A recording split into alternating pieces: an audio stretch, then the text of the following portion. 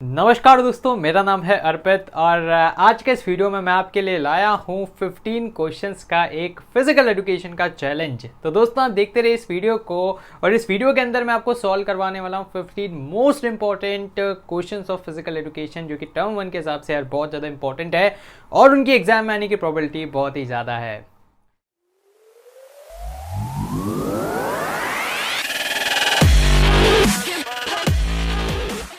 तो यार आज के इस वीडियो को मैक्सिमम पॉसिबल वे में आपको कैसे यूटिलाइज करना है कि जैसे ही आपकी स्क्रीन पर क्वेश्चन आता है आपको वीडियो को पॉज करना है, आपको कमेंट बॉक्स में आंसर देना है और लास्ट में एक बार कैलकुलेट करना है कि 15 में से कितने क्वेश्चंस आपके सही हैं और फिर लास्ट में आपको स्कोर बताना है। देखते हैं कि सबसे ज़्यादा मार्क्स किसके होते हैं।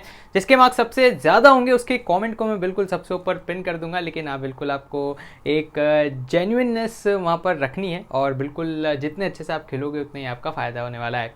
सो आइए स्टार्ट करते हैं अपन फिजिकल एजुकेशन के 15 मोस्ट इंपॉर्टेंट क्वेश्चंस को सॉल्व करना। तो आइए स्टार्ट करते हैं हम 15 क्वेश्चन वाला फिजिकल एजुकेशन का चैलेंज। तो फर्स्ट क्वेश्चन लाते हैं आपकी स्क्रीन पर और फर्स्ट क्वेश्चन है यार, what is the other name of vitamin B2? Vitamin B2 का अदर नाम क्या है? तो यार बहुत ही आसान से प्रश्न आपकी स्क्रीन पर आ चुका है। आपको अगर एक ट्रिक याद होगी जो मैंने आपको बताई थी एक बार, थी राई की निकोपेंट पाई बायो ने फास्ट कर, तो अगर उस ट्रिक का आप इस्तेमाल करोगे तो डेफिनेटली आप इसका आंसर लगा दोगे। ऑप्शंस आपकी स्क्रीन पर है, niacin, B thiamine, option C folic acid and option D है राइबोफ्लेविन। तो आपको इसका आंसर लगाना है एंड बच्चों इसका सही आंसर है राइबोफ्लेविन, ऑप्शन नंबर डी। उम्मीद है एकदम सही आपने इसका आंसर लगाया होगा। अभी मैं आपको बता देता हूँ कि यार कौन सी ट्रिक आप यहाँ पर यूज़ कर सकते थे। सो देखो यार, जो ट्रिक आपको यहाँ पर यूज़ करनी थी वो थी राई की निकोपेंट पाई बायो ने फास्ट कर। यहाँ पर थी से आ जाएगा थाइमीन, राई से आएगा राइबोफ्लेविन, नी से आ जाएगा अपने पास निकोटिमाइड, देन B5 आ जाएगा pantothenic acid, then B6 pyridoxine, B7 biotin, B11 होता है अपने पास कौन सा, फॉलिक एसिड, B12 होता है अपने पास साइनोकोबाल्टमीन। तो इस प्रकार से एक स्ट्रिक से आप आंसर लगा सकते थे। सिंस आपसे B2 का पूछा था सर, B2 का सही आंसर क्या हो जाएगा, राई मतलब राइबोफ्लेविन। तो इस तरह से अपने को आंसर लगाना था। चलते नेक्स्ट प्रश्न पर और नेक्स्ट प्रश्न आ चुका है आपकी स्क्रीन पर। यहाँ पर आपसे पूछा गया है, what is the formula to divide an odd number of team? बच्चों कीवर्ड्स पर आपको फोकस करना है। टीम्स कौन सी हैं? ऑड नंबर ऑफ टीम्स हैं in the upper half of a knockout fixture. तो क्या क्या दे रखा है कि आपको एक नॉकआउट फिक्चर बनाना है, उसके अपर हाफ के अंदर टीम्स को डिवाइड करने का फॉर्मूला क्या होगा अगर ऑड टीम से। तो यार बहुत ही आसान सा प्रश्न है। ऑप्शंस आपकी स्क्रीन पर हैं, वीडियो को पॉज करके इसका आंसर देना है और बच्चों इसका सही आंसर हो जाएगा n+1/2। मतलब ऑप्शन नंबर ए इसका सही आंसर है, क्योंकि मैंने आपको बताया था जब ऑड नंबर ऑफ टीम रहती है तो हमेशा अपर हाफ में एक टीम ज़्यादा आती है। तो एग्जाम्पल के तौर पर अगर 5 टीम से टोटल, तो अपर हाफ में कितनी टीम्स आएगी, 3 आएगी। 5+1 6/2 मतलब 3 आंसर आ जाएगा। तो इस तरह से आप इसको निकाल सकते हैं। नेक्स्ट प्रश्न आते हैं आपकी स्क्रीन पर। यहाँ पर आपसे पूछा जा रहा है, which test is developed to test fitness in senior citizens? तो सीनियर सिटीजन के फिटनेस को डेवलप करने के लिए कौन सा टेस्ट यूज़ किया जाता है? तो बहुत ही आसान है यार, Harvard, Rikli Jones, AAHPER and Rockport. तो ये तो उन्होंने पढ़ा ही कि सीनियर सिटीजन्स का सिर्फ एक ही टेस्ट है आपके सिलेबस में और वो है Rikli and Jones test. Next प्रश्न आते हैं आपकी स्क्रीन पर और यार एक इमेज वाला प्रश्न आ गया जहाँ पर आपको बताना है कि कौन सा एक्शन यहाँ पर परफॉर्म किया जा रहा है। सो अगर आपको बेसिक कंसेप्ट पता है कि यार आप क्या कर रहे हो, mid line of the body से थोड़ा सा दूर जा रहे हो और जब आप mid line of the body से मतलब दूर जाते हो तो मतलब आप पास में आ रहे हो, ठीक है, क्योंकि यहाँ पर देखो एंगल क्या हो रहा है, कम हो रहा है।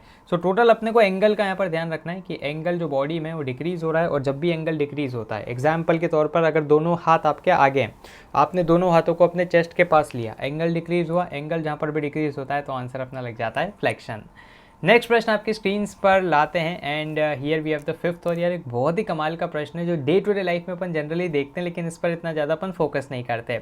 Gliding movement occurs on which joint? तो ग्लाइडिंग कौन से जॉइंट्स पर अकर होता है? सर ग्लाइडिंग एक बहुत ही कमाल का मूवमेंट है जो कि आपकी रिस्ट वाले जॉइंट पर होता है। जैसे आप देखिएगा ये अपनी रिस्ट है, ये देखो मैं अपने रिस्ट को क्या कर रहा हूँ, ग्लाइड कर रहा हूँ। सो ग्लाइड मतलब सरकाना, ठीक है, जनरली अपन आम भाषा में इसको सरकाना बोलते हैं। So option number C is the right answer. मैं आपको बता भी देता हूँ कि कैसे क्या होता है। सो देखो ये रही आपकी रिस्ट और आप खुद भी इसको ग्लाइड करके देख सकते हो। सो ये देखो ये रहा ग्लाइड, यहाँ पर कोई रोटेशन नहीं हो रहा है, यहाँ पर सिर्फ एक ग्लाइडिंग हो रही है। बाकी जितने भी आपके जॉइंट्स दे रखे थे उसमें रोटेशन हो रहा था। बढ़ते नेक्स्ट प्रश्न की तरफ and here we have the next प्रश्न। आपसे पूछा गया है कि कॉन्सोलेशन टूर्नामेंट कौन से टाइप ऑफ टूर्नामेंट का पार्ट होता है, नॉकआउट, लीग, कॉम्बिनेशन या नन ऑफ दिस। तो यार तो अपने देखा था नॉकआउट मतलब पहली फुर्सत में निकल, तो कोई भी टीम यहाँ पर से क्या होती है जब पहली फुर्सत में निकल जाती है तो फिर यार कोई सांत्वना पुरस्कार भी तो मिलना चाहिए। जैसे अभी आपने ओलंपिक में देखा होगा कि बजरंग पुनिया ने कुश्ती लड़ी थी लेकिन वो सेमीफाइनल मुकाबले में हार गए थे, ठीक है, सेमीफाइनल मुकाबले में वो हार गए थे, तो फिर उनका एक ब्रॉन्ज मेडल का मैच हुआ और उस ब्रॉन्ज मेडल के मैच में वो जीत गए। तो आप बोल सकते हो कि वो भी एक प्रकार का क्या है, कॉन्सोलेशन टूर्नामेंट है, क्योंकि वहाँ पर एक सांत्वना पुरस्कार, मतलब इतना वैसे तो बहुत ही बड़ा मेडल है लेकिन फिर भी नॉकआउट होने के बावजूद उनको एक मौका मिला था, तो इसलिए नॉकआउट का ही पार्ट रहता है कॉन्सोलेशन, ये अपने को याद रखना है। बढ़ते हैं नेक्स्ट प्रश्न की तरफ। आपसे पूछा गया है कि इनमें से कौन सा एक मैक्रो मिनरल नहीं है। तो यार ये तो अगर आपने फिजिकल एजुकेशन का सेकंड चैप्टर अच्छे से पढ़ा है जो कि न्यूट्रिशन वाला है, जिसमें अपन मैक्रो मिनरल पढ़ते हैं, तो अपने को पता होगा यार जिसमें से कौन सा मैक्रो मिनरल नहीं है। तो क्वेश्चन 7 का आपको आंसर करना है। एंड कैल्शियम, पोटेशियम, फॉस्फोरस और आयोडीन। तो यार देखो आयोडीन जो रहता है वो एक माइक्रो मिनरल रहता है, मतलब बहुत ही छोटी क्वान्टिटी में रिक्वायर रहता है। जैसे आप देखेंगे सोडियम और क्लोरीन दोनों का जब आप मिक्सचर कर देते हैं तो सोडियम क्लोराइड मतलब नमक बन जाता है। जब सोडियम क्लोराइड के अंदर आयोडीन को देखो, आपने देखा होगा आयोडीन युक्त नमक, टाटा नमक, देश का नमक, तो कितना कम क्वांटिटी में उसको यूज़ किया जाता है। सो इसलिए क्या हो जाएगा अपने पास, which among these is not a macro mineral. तो iodine is not a macro mineral, ये क्या है, माइक्रो मिनरल है। बाकी सब अपने को अच्छी क्वांटिटी में रिक्वायर रहता है, जैसे कैल्शियम, पोटेशियम, फॉस्फोरस। नेक्स्ट प्रश्न आपके स्क्रीन पर आ चुका है, किसने डिस्कवर किया विटामिन ए को। तो यार ये तो डायरेक्ट थ्योरेटिकल क्वेश्चन है, if you know you know, if you don't you don't, है ना, पता है तो पता है, नहीं पता है तो नहीं। तो इसका आंसर है मैकोलम, डॉक्टर मैकोलम ने विटामिन ए को डिस्कवर किया है। बाकी भी आपको बता देता हूँ, विटामिन ए, विटामिन बी और विटामिन डी को मैकोलम ने ही डिस्कवर किया है, और विटामिन सी को हॉल्ट्स ने डिस्कवर किया है। 9 प्रश्न आपकी स्क्रीन पर है, formula for determining the number of byes in a lower half of a knockout fixture when the number of byes are odd. ठीक है, तो यहाँ पर भी मैंने आपको बता रखा है कि जब अपने पास बाइज ऑड नंबर में रहती है तो आपको क्या करना रहता है, लोअर हाफ के अंदर एक बाय ज़्यादा लोकेट करनी होती है, क्योंकि हम सबसे लास्ट वाले जो अपनी टीम रहती है वहाँ से बाइज को लोकेट करना स्टार्ट करते हैं। तो आंसर क्या जाएगा, NB + 1/2। So option number A is the right answer over here. बढ़ते हैं अपन आगे। नेक्स्ट प्रश्न, 10th प्रश्न आपकी स्क्रीन पर आ चुका है, बहुत ही अच्छा प्रश्न है। What is the name of the postural deformity that is caused due to increase in the curve at the lumbar region. तो यार सबसे पहले आपको पता रहना चाहिए लंबर रीजन क्या है। तो पहले आप इसको आंसर कीजिए, फिर मैं आपको इसका एक्सप्लेनेशन देता हूँ। ठीक है, इसका सबसे राइट आंसर क्या जाएगा, लॉर्डोसिस। सो क्वेश्चन नंबर 10 का राइट आंसर है ऑप्शन नंबर डी, लॉर्डोसिस। मैं आपको बताता हूँ लंबर रीजन कौन सा होता है। सो लॉर्डोसिस बेसिकली एक कॉमन पोस्चरल डिफेक्ट होता है या डिफॉर्मिटी होती है जहाँ पर आपका लंबर कर्व प्रोनाउंस हो जाता है। ठीक है, लंबर कर्व और ज़्यादा एक्सटेंड हो जाता है, और यहाँ पर इस प्रकार से क्या हो जाता है, आपको लॉर्डोसिस की समस्या हो जाती है। तो ये बैक की समस्या है, और अभी मैं आपको तीनों कर्व बता देता हूँ। ठीक है, 3 तरह के अपने पास वो रहते हैं। पहले तो बीमारियाँ, एक रहता है लॉर्डोसिस, एक रहता है काइफोसिस, और एक रहता है अपने पास स्क्वालियोसिस। स्क्वालियोसिस में क्या हो जाता है, कन्वेक्सिटी राइट या लेफ्ट हो जाती है। ठीक है, एक एस का शेप बनता है वहाँ पर, तो वो तो अपना स्क्वालियोसिस हो गया, बहुत सिंपल है। काइफोसिस में क्या होता है, काइफोसिस के अंदर आप एकदम आगे की तरह झुक जाते हो। ठीक है, आपका हेड एकदम फॉरवर्ड हो जाता है, और ये जो बीच वाला रीजन है ना, ये एक्सटेंड होता है। जबकि लॉर्डोसिस के अंदर क्या होता है, लॉर्डोसिस के अंदर जो आपका हिप वाला रीजन रहता है ना, वो एक्सटेंड हो जाता है। देखो ये हिप वाला रीजन है, और ये आपका एक्सटेंड हो गया ना, कमरिया वाला डांस आप इससे आराम से करवा सकते हो।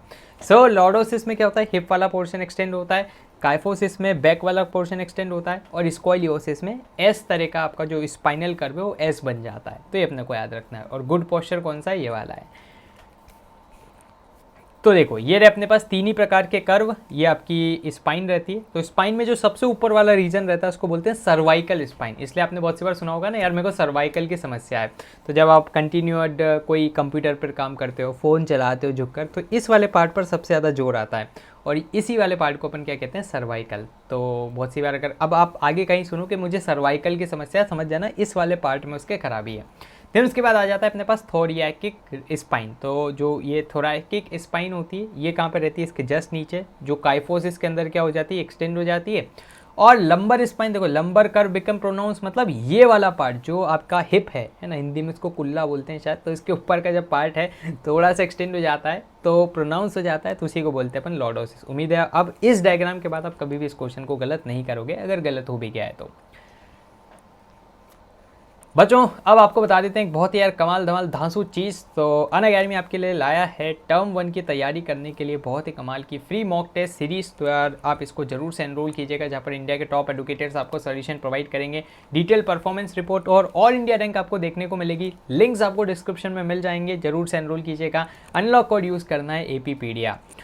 और बच्चों एक यहाँ पर और भी कमाल की चीज़ मैं आपको बताता हूँ, और वो कमाल की चीज़ है कि यार अभी आप फिजिकल एजुकेशन का सेशन देख रहे हो, और फिजिकल एजुकेशन का मैं आपके लिए लाया हूँ एक कंप्लीट फिजिकल एजुकेशन का MCQ बैटल, जिसके अंदर हम टर्म 1 की कंप्लीट 5 चैप्टर्स को बहुत ही अच्छे से देखने वाले हैं, और उसके बहुत कमाल धमाल क्वेश्चंस मैं आपको सॉल्व करवाने वाला हूँ। सो जरूर से यार आप इस सेशन को ज्वाइन कीजिएगा। ये वाला सेशन रहने वाला है कमिंग संडे को सुबह 10 बजे, और अगर आप इस सेशन को लाइव नहीं देख पाते हो तो रिकॉर्डिंग भी आपके लिए अवेलेबल हो जाएगी। लिंक्स आपको डिस्क्रिप्शन में मिल रहे हैं। एकदम फ्री क्लास है, बस आपको अनलॉक कोड यूज़ करना है APpedia, जो हमारे चैनल का नाम है। बस वही कोड आपका लगा देना है, काम बन जाएगा। देन इसके साथ बच्चों मैं अनअकैडमी पर आप लोगों को पढ़ाता भी हूँ इंग्लिश और फिजिकल एजुकेशन। आप चाहते तो स्ट्रक्चर्ड वे में भी हमसे पढ़ सकते हैं। बहुत सारे बैचेस यहाँ पर आपके लिए लॉन्च हो चुके हैं क्लास 11, 12 हर एक कैटेगरी के लिए। तो जरूर उसको भी देखिएगा। मैंने अपनी अनअकैडमी का यूज़र प्रोफाइल जो लिंक वो देख लिया, तो वहाँ से आप बिल्कुल सारे कोर्सेज को चेकआउट कर सकते हैं। लिंक सारे डिस्क्रिप्शन में। बढ़ते हैं अपन आगे, और नेक्स्ट प्रश्न लाते हैं आपकी स्क्रीन पर। Which test is used to test the functional ability among senior citizen.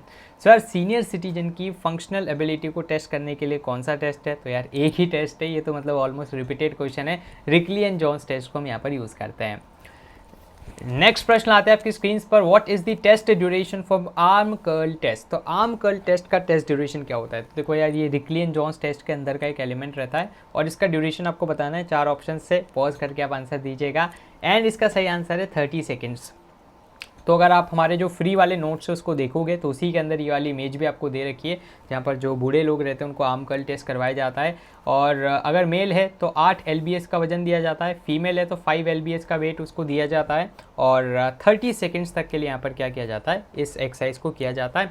और जो भी जितने ज़्यादा रेपिटेशन मार लेता है वही उनका स्कोर हो जाता है। ठीक है, तो ये हमारे नोट्स के अंदर बिल्कुल आपको ये वाली चीज़ें मिल जाएगी, और नोट्स एकदम फ्री हैं, डिस्क्रिप्शन में लिंक डाउनलोड कर लीजिएगा।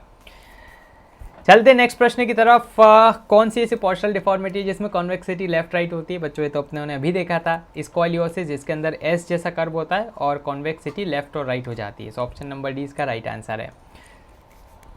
और ये रहा देखो कर्व आपको दिख रहा है लेफ्ट और राइट, बिल्कुल ना डिस्को कर रहा है अपना कर्व। नेक्स्ट प्रश्न आते हैं आपकी स्क्रीन पर। Which motor skill is involve in smashing a volleyball. देखो जब आपको स्मैश करना है वॉलीबॉल, सिर्फ आपका इतना सा पार्ट ऑफ द हैंड इस्तेमाल होगा। ऑप्शन है आपके पास फाइन, ग्रॉस, क्रॉस और ओपन स्किल्स। कौन से इन्वॉल्व होगे? बहुत ही आसान है यार। जब आप स्मैश करोगे तो आपकी फाइन मोटर स्किल्स यहाँ पर इन्वॉल्व होगी। फाइन मतलब जहाँ पर बारीक बारीक मसल्स का इस्तेमाल हो रहा है।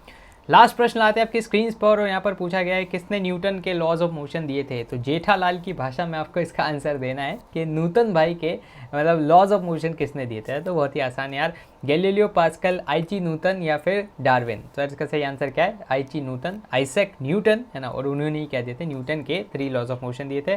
Law of inertia, then second law of momentum and law of action reaction. तो दोस्तों फिलहाल के लिए इस वीडियो में इतना ही। मुझे उम्मीद है कि आपको ये वीडियो पसंद आया होगा। अगर आपके कोई भी डाउट्स हों, सवाल हो या सुझाव हो तो उसको आप कमेंट बॉक्स में लिख दीजिएगा। दोस्तों मैंने आपके लिए कमेंट बॉक्स के अंदर एक इंपॉर्टेंट क्वेश्चन को पिन अप कर रखा है। आपको उसका आंसर #ANS लिखकर अगली लाइन से स्टार्ट करना है।